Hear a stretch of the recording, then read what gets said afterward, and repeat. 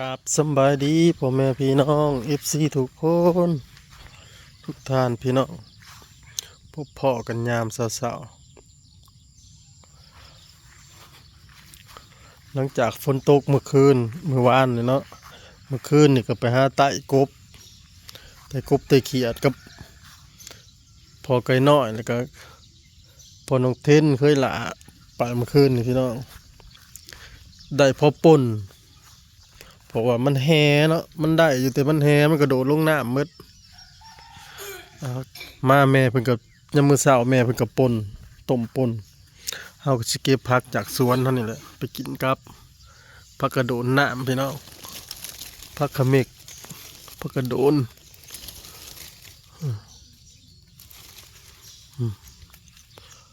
ยอดงามๆเลยพี่น้องกระป่นกบ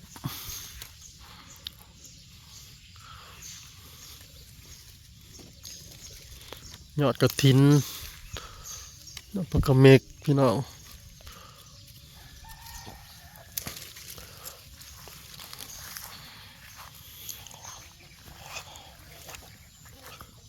กะเมกกำลังอ่อนคักเลย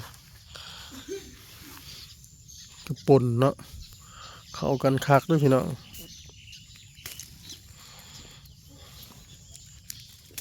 เก็บผักจากสวนเขาเองพี่น้องเบิ่งแน่เบี้ยหมักแตงตะลุกพี่น้องหมักแตงเบี้ยหมากหมากผักเอามากินกับแกงเอาต้มใส่ไก่เลยพี่น้อง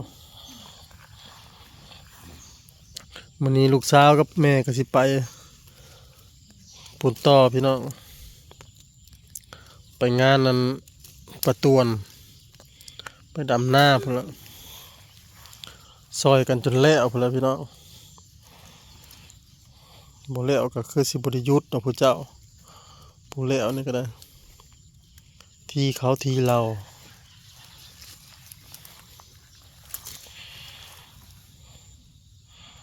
ผักขะเมกด้วยพี่น้องเลยสดๆจากสวนเลยเก็บแบบบ่ต้องล้างพ้นล้างให้เลยนี่เป็นกระหมักนะ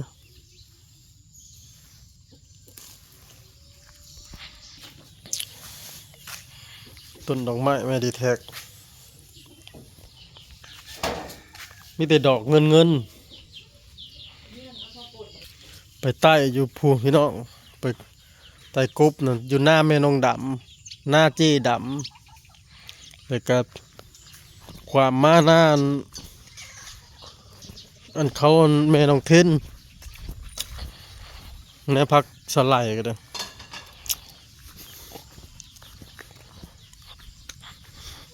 ล่าสุดเขาในหน้าหญ้าขึ้นเต็มเบิด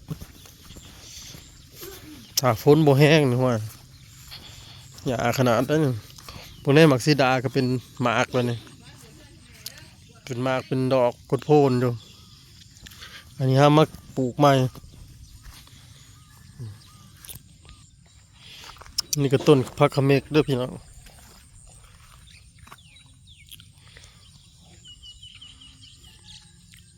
เขางามเขียวงามอยู่พี่น้องเลยมีหมากกับถิน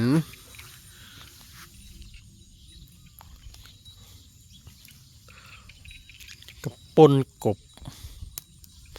สุดยอดเลยพี่น้องอาหารบ้านเฮานะ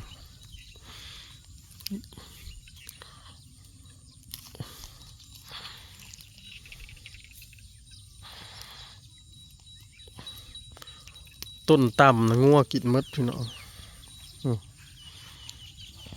งัวพอเขาปล่อยเขามาหมากกระทินแบบกระทินน้อยบ่แม่นกระทินละลงเลยนะ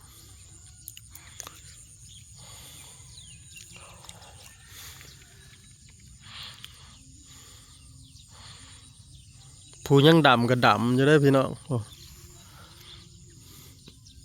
ผู้ทันเลยแล้ว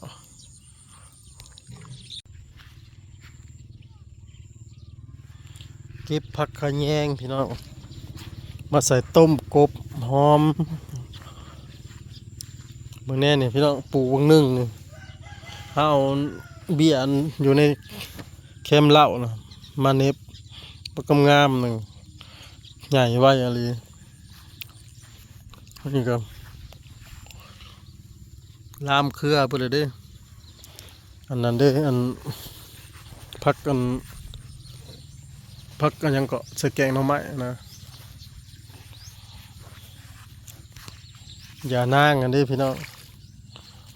มี2-3บ่อนไว้อย่านางครับปู่หาหลอกเก็บผักกระแยงน้อยใส่ต้มกบพี่น้องหอมไม่ห้อยบนได้หญ้านะปู้ยแนวมันบ่ปลูกนะพี่ลึกอะไรจะมาขึ้นงามแท้จะได้ลกหญ้าบ่ได้เว้าพี่น้อง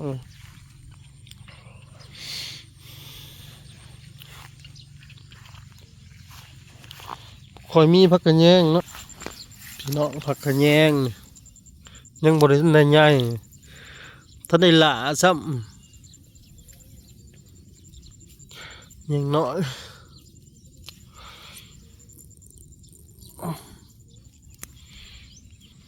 นี่พี่น้องผักกระแยงอยากอึดฮะ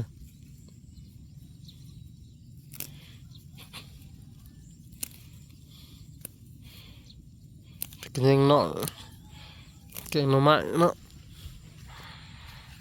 สุดยอดจ้ะดอก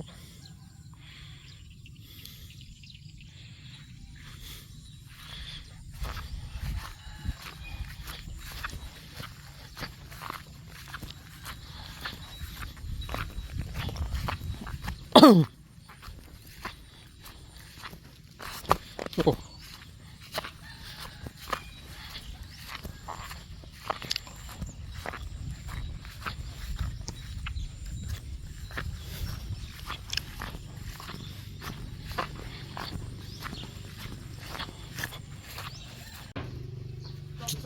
อีร้อยสิไปบ่มื้อนี้หึ ไปไปสิเห็นได้ไดสาวสิไปอยู่บ่ ปนกบพี่น้องปนกบน้อยใส่ผักกระแยง ฮอดปนกบน้อยใส่ผักกระแยงน้อยโอ้ยสุดยอดไปไต่กบ คร เมื่ บ อคืน 3ตัวเขียนจักตัว เขานะลงไปพอกันตะไคร่ก็ไปผู้เดียว อืม ลงไฟมาลงมันคอยนะฮอดพุ่นหน้าบักดำน้อย แถวเดินบ่มีเลย ชิ้นย้อม คือว่าเฮาบ่ได้สอนอักใดปีนี้บ่ได้ค่อยสอนเลยสอน2 ก็บ่ทันได้ละเจ้าก็สั่งว่าก บมันยังทันออกมาเฮ้ย บ่ทันใหญ่ทันตันทาง น้องจะตีโตอ่ะตัวไหนยังมี ตัวกบ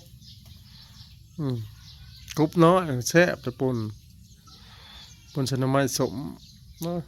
กินกับผักสดๆเลย รอส้มตอนกินพี่น้อง ผักจากสวนสดๆมาพี่น้องกินข้าวเช้านำกัน สบายดีพี่น้องมาเด้อ แม่ก่อนนอนเที่ยงหน้ากะดีอยู่แต่ว่าเจ็บกระตุนกระตูไอ้ตื่นจะเศร้าท่านจังหันท่านจังหันท่านบ่ได้ข่าวก็เอาแต่เนี้ยกิน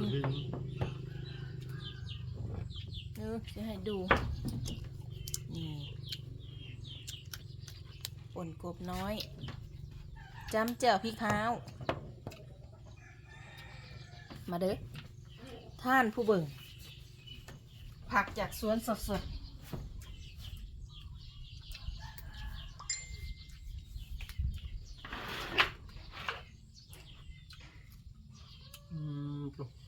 ก็ตัวเราข้างหลังคนโตมาเลย ผักเกิดจากสวนจ้ะ น้องป่าอยู่อืมอืมอืมอืมอืมอืม ถ้าเราจะผู้ชายมากินไก่ในสวนผมไปหลอกผู้บ่าวว่าถึงเลยเป็นนั่นแหละก่อนเจ้าเนี่ยจะอีได้ก็ลืมเบิ่งจะอีหางสันหรือหางยาวว้าวยอดมาหนังมาเจาะอยู่ประตูเล็ก นั่งบันนั่งคอยนั่งมันก็สิยอดมาอีกมันจะคอยแต่งก่อนจ้ะแดงคือปุ๊บเมียพุงลูกมันใหญ่เบื่อละมันก็มากอีกจะไปสีดยาคุ้มไหมครับจะไปสีดป่ะเขาจะสีดให้หรอหมอก่อน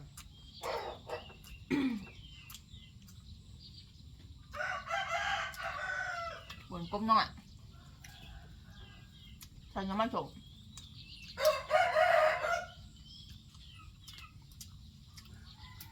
เนาะเนาะ เริ่มจะมัน ไม่อยากไม่อยาก ใช้มันไปมันนะนี่เหรอ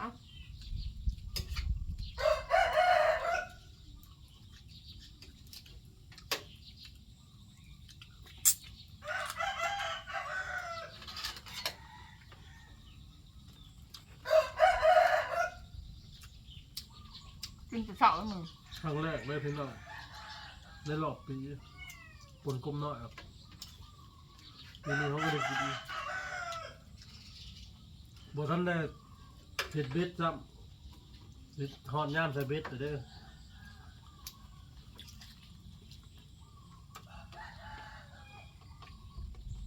ใช่แล้วกบปีนี่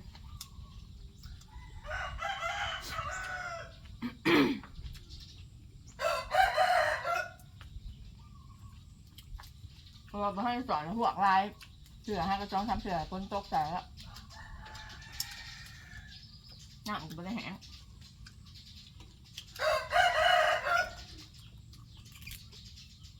เขาลงไปกับพ่อใกล้ไปแล้ว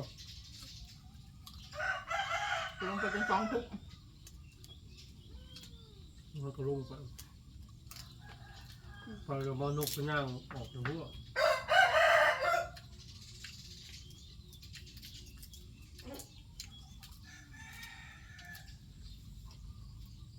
เราให้มันชิ้นอยู่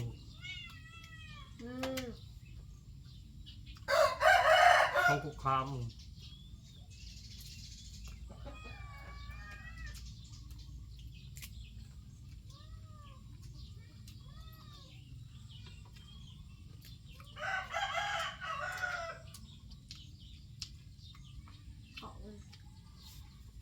กบน่ะร้ายอยู่ มันโตนน้ เงินขั้นข้างหน้าบ่ ำลงไปมันก็โตนโดดลง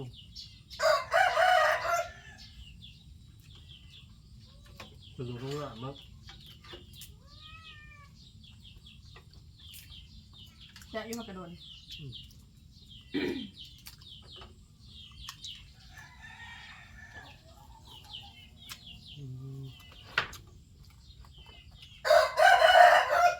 ถ้ามันแซ่บกว่านี้ มันหัวเจ็บเพราะหอมเปรย์มันใส่จุ๊อะมันหอมเพราะหอมเปรย์อะ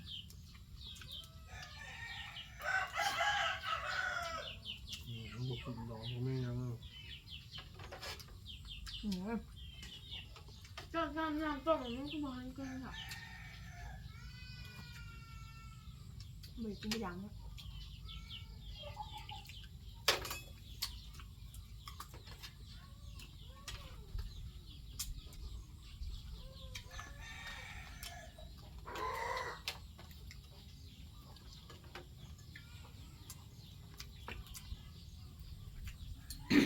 แล้วขอเพิ่มบริกินข้าวแรงของเพิ่น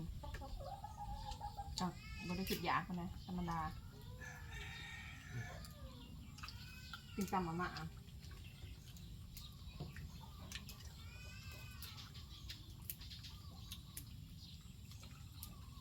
โอ้ยนี่สีใหญ่อยู่เอาติดมือเป็นไรบุ เจ้าอะไรย่างที่ใหญ่จะย่างที่เถาอยู่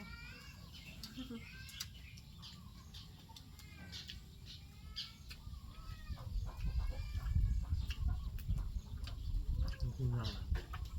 ไม่ได้ที่รอด นี่คือ นี่ที่รอดถึงตายไม่ได้เลยหลับคอยหลังมาแล้ว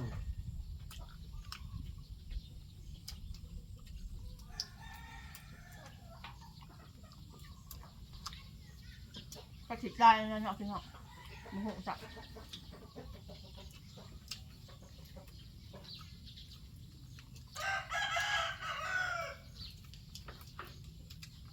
ไม่ได้จะทำตอนมันยังเป็นคนให้ดีที่สุดนะพี่น้อง อืม ผม อืมต้มไก่เมื่อคืน ไก่ชนิดคอยบอจะกินน้ำแล้วก็กินมาเมดพร้อมไปเลิกกินพ่อไปแจก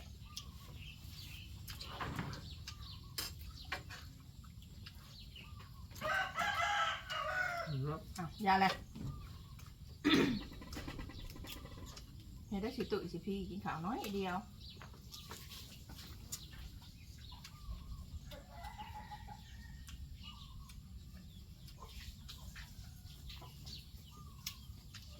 แล้วก็ยังจะบริษัทแบบ ไปตำหนวดสักกันเนี่ย มันสิเป็นหมักบวกหายมันสิเป็นหมักหายที่บ่ย่างอยู่ไหม ทำเป็นเลย เนี่ยมันเป็นดอก หมักเลยหมักหน้า พวกหมักข้อพวกหมักเกาะ